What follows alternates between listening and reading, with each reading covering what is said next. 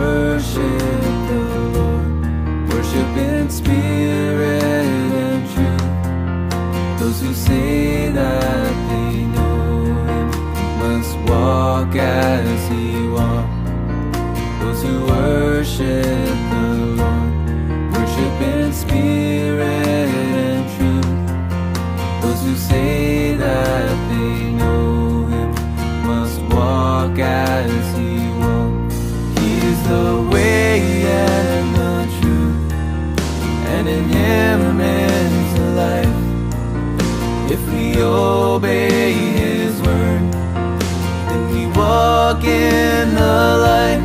He is the way and the truth, and in Him is the life. If we obey His word, then we walk in the light.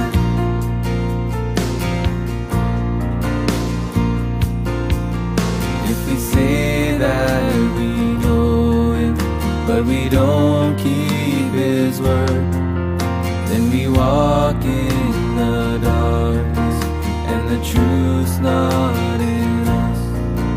If we walk in the light, we will have fellowship sweet, and the blood of Jesus will cleanse us from sin. He is the way and the truth, and in Him is the life. If we obey His word, then we walk in the light. He is the way and the truth, and in Him is the life. If we obey His word, then we walk in the light.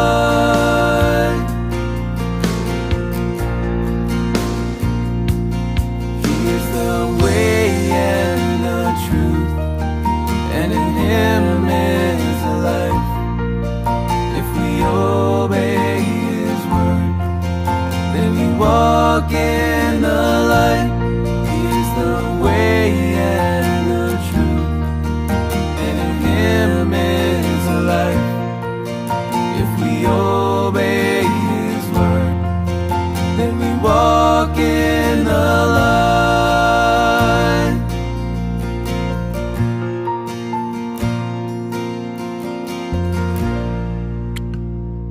Well, good morning, friends. How's everybody doing this morning? Hopefully you're doing well, up and having a little bit of coffee or tea or whatever your favorite morning beverage may be. Me, a little bit of coffee here. That's what I'm enjoying. Hey, we are spending a few days talking about this conflict, and the question that was asked by Fran last week was why people hate the Jews so much.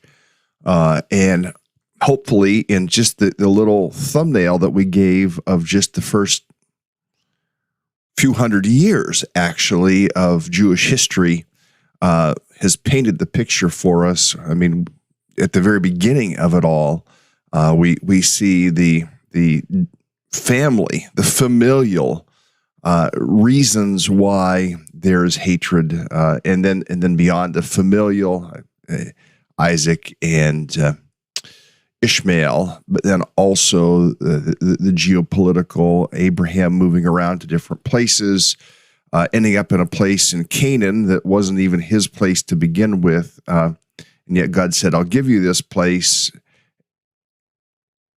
And we can see why the people of that area, even to this day, some 3,000-4,000 years later, there's still angst about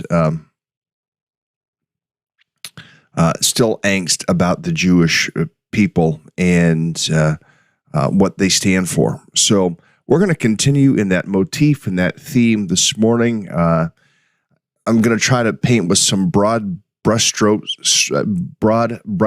to get us at least up to the New Testament, if I can, and that in of itself will provide some semblance, some substantiation for why there's this hatred of the Jewish people. In fact, if I kind of keep it to broad brushstrokes and not get so much into the details today, we might actually be able to get into the 20th century, and that's skipping over a lot of ground, actually. So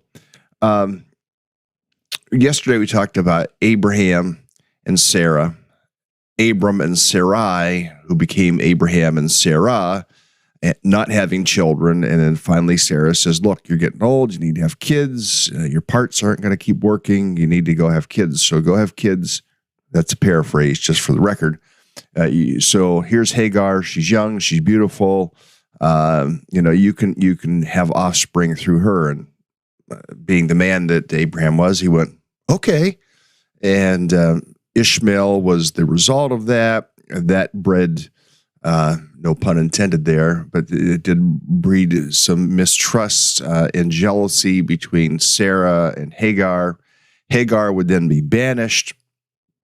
The Lord has kept his eye on Hagar and has heard her, but he's been watching over her, and makes the promise to Ishmael that he also would be a great nation. That's the case to today, a great nation. But that is also the source of the ongoing conflict that we see among especially the Middle Eastern peoples and the Jewish people even to this day. Now you fast track you go to Isaac. Isaac would have some kids, and two of Isaac's kids were Jacob and Esau. And actually, it was Esau and Jacob. Esau was born first, and yet in the end of it, at the death of Isaac, Jacob is the one who will be given the birthright blessing, the inheritance, if you will. And so Esau, who are now called the Edomites, I mean, that further family, familial issues driving peoples apart. And so we see those lingering issues right up and through into today.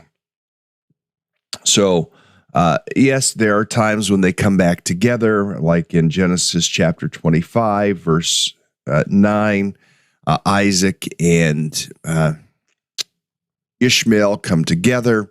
They bury their father. It seems like they're getting along, and yet that doesn't last real long either.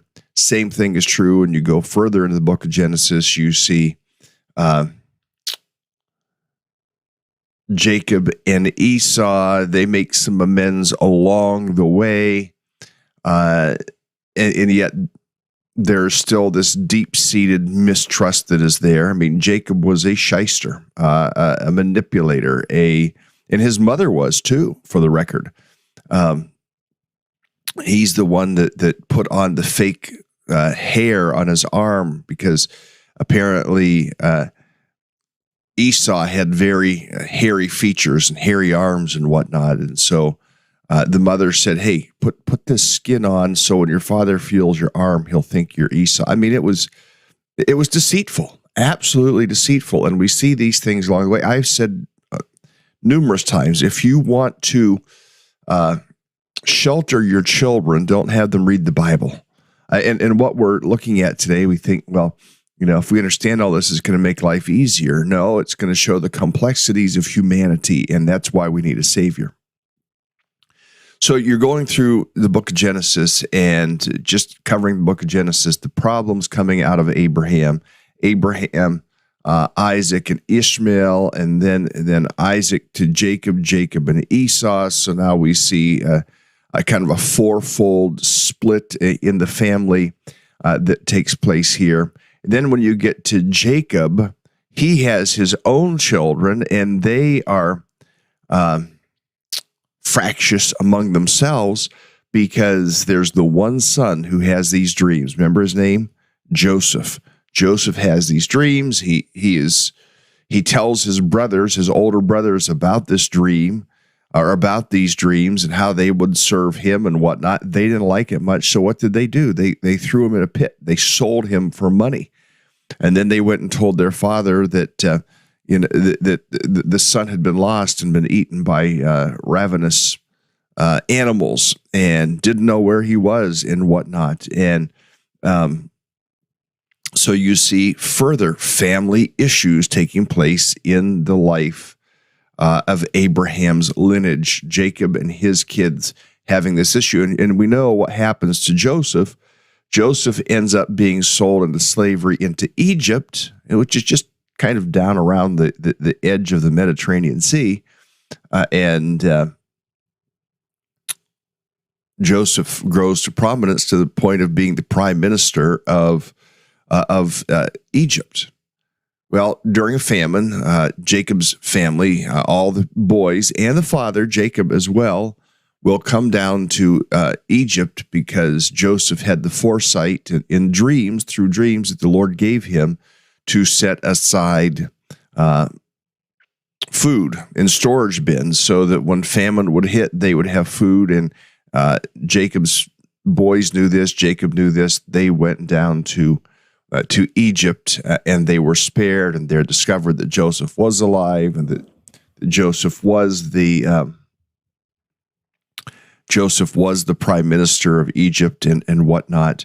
But even then, throughout, really from Genesis chapter 12 all the way through to Genesis chapter 50, you see problems in Abraham's family, and it all stems back to there. Now, again, I said I want to cover some of the high points here, and otherwise we're not going to get through this. We know what happens from Joseph. Joseph is in Egypt. The family makes their way to Egypt, and they end up being there for 400 years. Now, let's think about where they're coming from. They had established themselves in the region that we would sometimes call Canaan. And they had property there and whatnot, but now they have left the Canaanite region, and they head to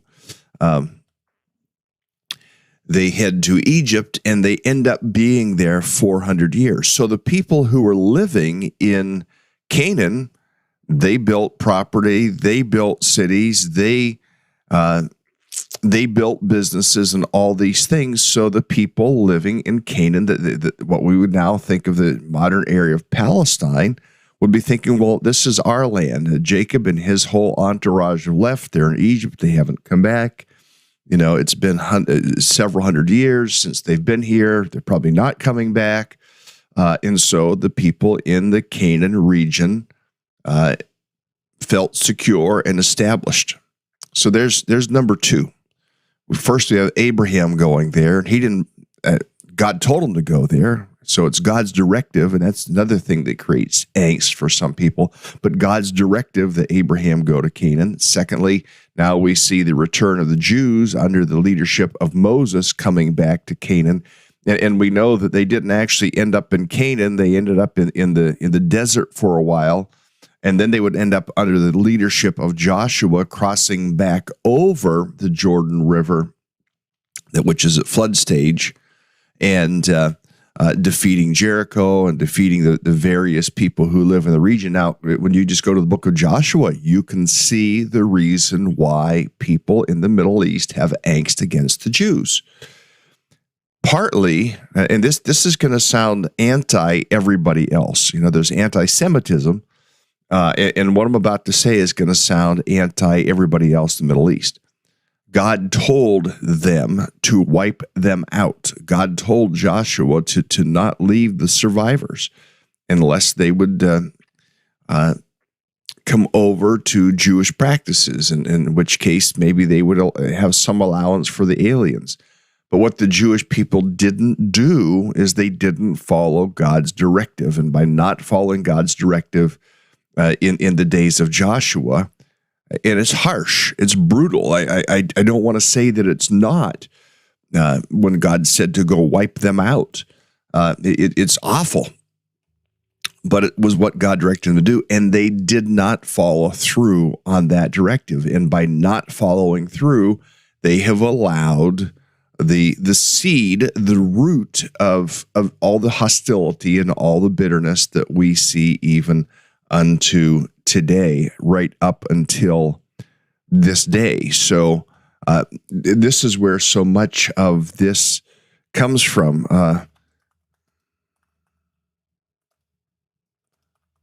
I'm looking up a question.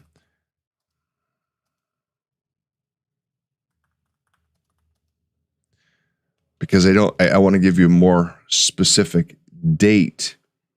So Joshua was leading the people in roughly 1355 BC. So you take the 2,000 years from us to Christ and you go back another 1,355 years. So, we're talking 3,500 years ago. And then you go back 400 years prior to that, in the days of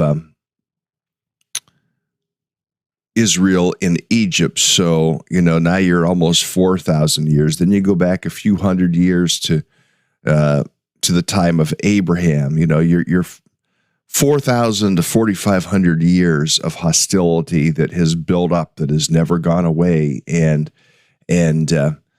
this is where all of this is coming from right up until today. Now, let's fast track a little bit further and consider some more history.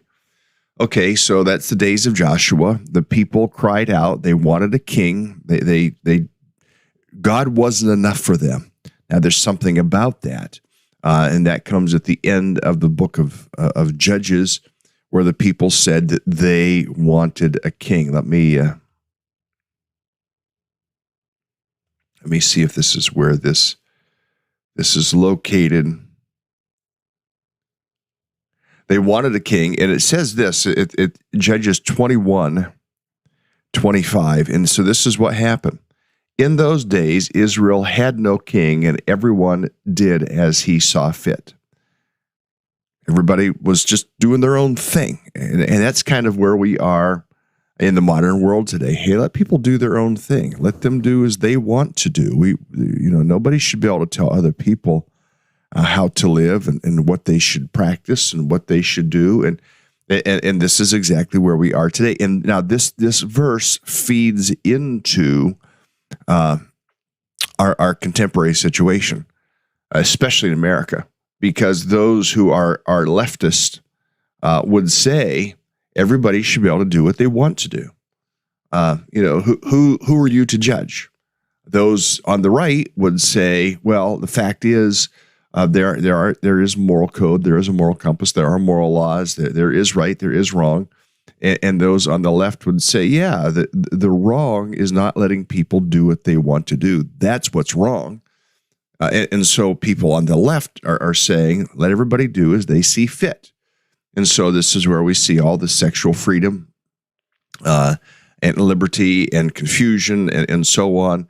And so when you go back to the book of Judges, the very last verse, Judges 21:25, in those days Israel had no king, and everyone did as he saw fit. Now, again, you can go through the book of Judges and you can see the warring and the problems between the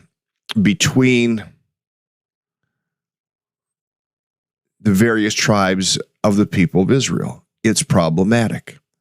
And that leads us, again, to where we are today. You get into the book of Samuel. Book of Samuel, we see the people wanting kings. They're granted a king. The first king was named Saul. Second king was David. David was a great king in many ways. I mean, he was a warring king. He was a king that God said, look, because blood is on your hands, I'm not going to allow you to build my temple. He raised the money for the temple, but he didn't get to build the temple. Solomon is the one that built the temple. But even there, you see problems. And then you get to Solomon, and then you go down to the next Rehoboam, who followed Solomon, and you begin to see these good kings and bad kings. And then you see a division of the land. There's the Israelites to the north, because there's a divided kingdom. The Israelites to the north, and then the people of Judah to the south, as the kingdom is divided after the time of Solomon, after the time of Rehoboam. The kingdom splits. And so even within Israel itself now, we see the division.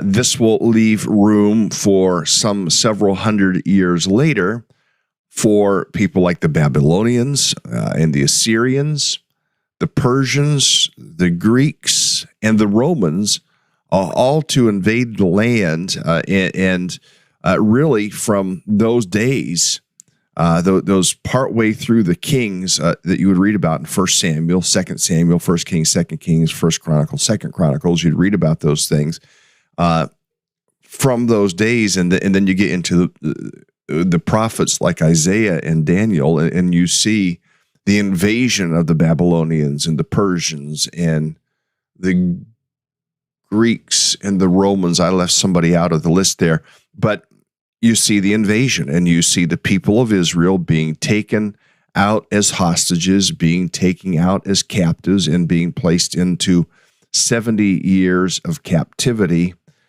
before they're allowed to go back. But then, even then, they don't have ownership of their own land. So you can go back probably close to 3,000 years and see how Israel until 1948 did not actually have possession of its own land, because of by the time they came back, they were still under foreign rule. They did not get to rule themselves as their own nation. Yes, they were their own ethnic group, but as was the case in so much of that part of the world around the Mediterranean Sea, they were under rule of Persians. They were under the rule of the Greeks. They were under the rule of the Greeks being the Seleucids. They were under the rule of the Romans. And so you see why, again, from the Old Testament vantage point, there is so much angst. And you go through, then you get into the New Testament, and you again see the Greeks under Roman authority. Not the Greeks, I'm sorry, the Jews under Roman authority, and wanting to be set free, looking for someone to liberate them. Jesus comes promising to be that person, yet he was bringing a spiritual liberation, not a political liberation to the people. And so many of the Jews rejected Jesus because he wasn't setting them free from Roman oppression.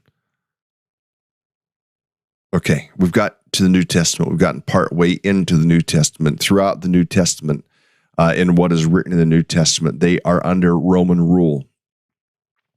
Now you have another conflict that is existing. You have the conflict, at least the theological, the philosophical, and perhaps even to a certain measure, the political differences brought with the dawn of Christianity. So now you have another schism. You have the schism of Christianity and Judaism, which in the when you get to the time of the Crusades will be some of the most awful, heinous actions that take place in human history during the days of the Crusade. Probably maybe not as equal to what we saw in the world wars, but still, and it was all done under the banner of Christianity and Christian dominance and that type of a thing. And that's where you see some of that, perhaps even in American Christian nationalism. And we have to be careful that we do not become like the Crusaders, who use Christianity as substantiation for the awful atrocities that they committed in the Middle Ages. So, okay, we've gotten to the Middle Ages. We've gotten that far. And there's a lot of things that could be talked about, a lot of things I'm just glossing over. I think that you can see why people hate the Jews. Now, again, we looked at back in Genesis chapter 12. God says that those who bless Israel will be blessed. Those who curse Israel will be cursed. That's why we would choose to bless Israel. That's why we pray for Israel. Last week, we talked about some of the spiritual reasons that Satan wanted Israel to fail so that Messiah wouldn't come.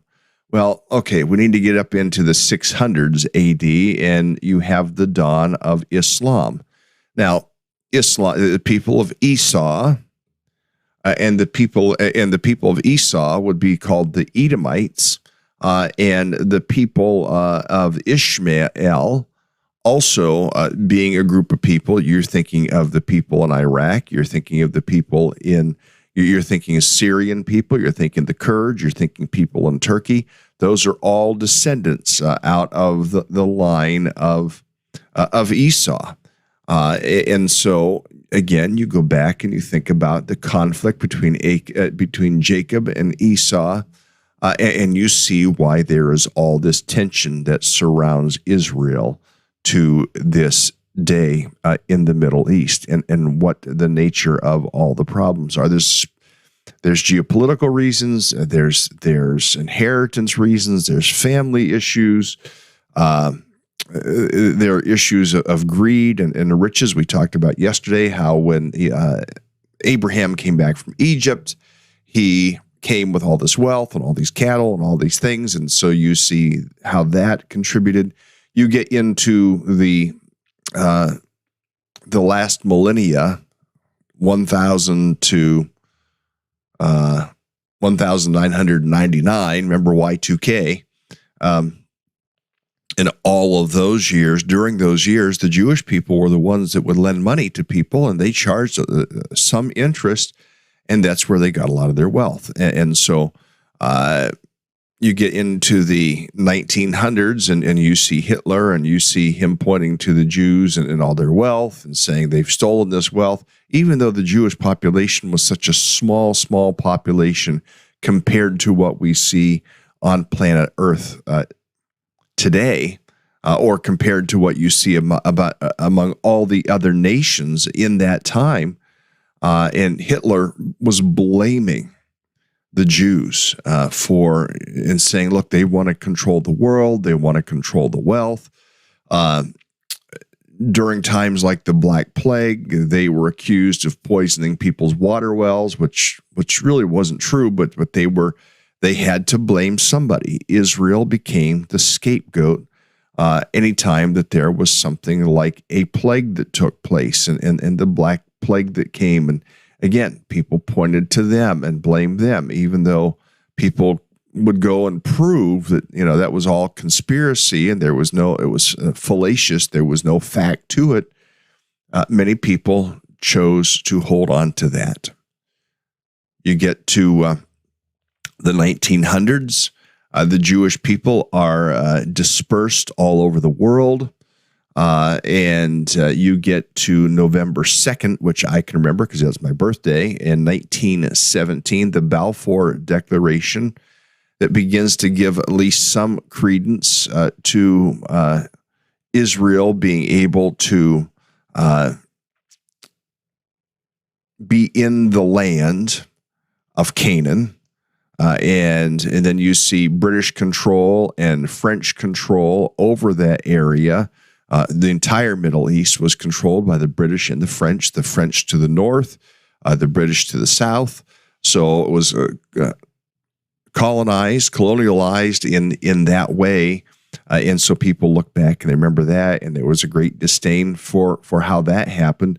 In 1947, the British people said, we're going to pull out. And so they pulled out and said, you guys are on your own. And that's when 1948, May 14th, I think was the date, 1948, the declaration that Israel would be its own state. It was their own declaration, and the UN signed off on that. And then that went into, okay, but what about the Palestinians? What do we do with that? And from 1948 until right now, we still see the same issues going on. And I haven't even gotten into all that takes place there with Jewish people being interspersed with Palestinians, and how the Palestinians were given the region of Gaza, the Palestinians were given the region of the West Bank, and yet many Jews would move in and set up their own communities in those areas, and that itself has led to great angst. And so here we are today. Friends, I'm probably not going to go a lot further. I probably could go further. I could talk about all the Palestinians who were displaced in wars, all the Palestinians who were displaced through international United Nations decisions, so much of this. Now, what does this have to do with us? it just paints the picture of how we got to where we are today. And again, I've only gotten us up into like the 1940s. I haven't gone further than that to talk about anything beyond that. But I hope that you can see why there's so much hatred for the Jews. What position should we have? Well, I believe we should have the position of being for all people, praying for all people, because they all need the Savior. They all need Jesus, whether they're Jewish, whether they're Palestinian, whether they're Syrian, whether they're Turkish, whether they're Iranian, whether they're Iraqi, whatever, Jordanian, British, Scottish, Japanese, people all over the world need Jesus.